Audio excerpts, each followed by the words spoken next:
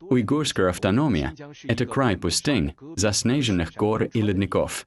Однако трудно себе представить, что здесь скрывается место с густой сетью рек и тенистыми зелеными деревьями. Это место – Илийская долина. История Илийской долины очень древняя. В целом для уйгурской автономии характерен сухой климат, а Илийская долина – это благословенный край с обильными ежегодными дождями. Это связано с ее особым расположением. Влага с Атлантического океана в конце концов задерживается высокими горами Тяньшаня.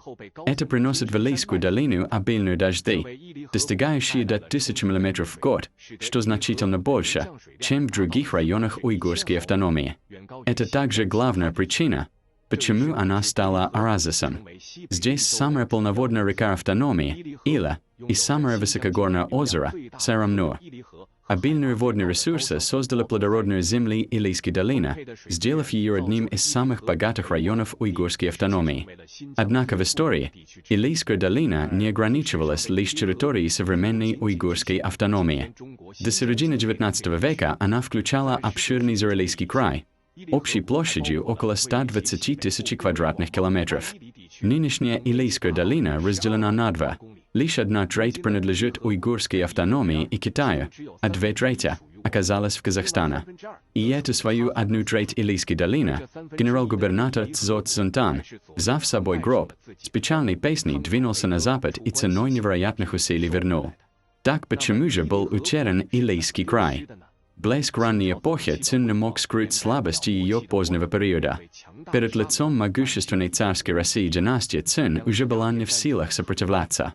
Сокрушительное поражение в двух опиумных войнах разожгли аппетит царской России к захвату китайских территорий.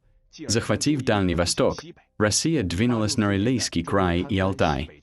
По неравноправному договору 1864 года Китай потерял более 400 квадратных километров своей территории, в том числе и Зарилийский край. В 1865 году войска Якуб-бека заняли большую часть территории Синьцзяна. В 1871 году царская Россия захватила ключевой район Илийского края, город Ила.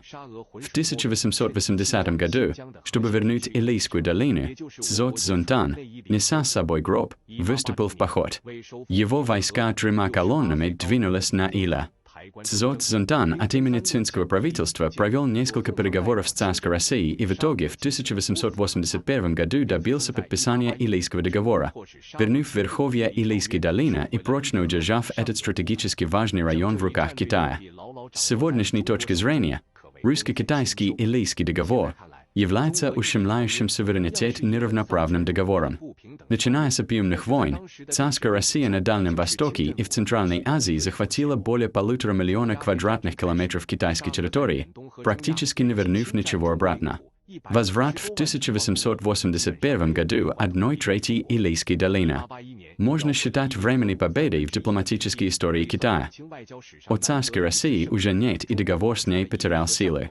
Китай тогда сохранил верховье реки Ила, но отдал России все среднее и нижнее течение. После распада СССР эта территория вдруг стала частью Казахстана, и развитие двух сторон исторического Синьцзяна разительно отличается. Со спутников видно, что со стороны Казахстана голодная степь, а со стороны уйгурской автономии простирается бескрайнее плодородное поле. Илийский край уйгурской автономии активно участвует в экономическом новом шелковом пути Китая и стал главнейшим узлом торговли и логистики между Китаем, Европой и Ближним Востоком через Центральную Азию. При этом создается впечатление, что на земле, которую Цинская империя вынуждена отдала царской России и которая сейчас оказалась в Казахстане, никакого развития не происходит.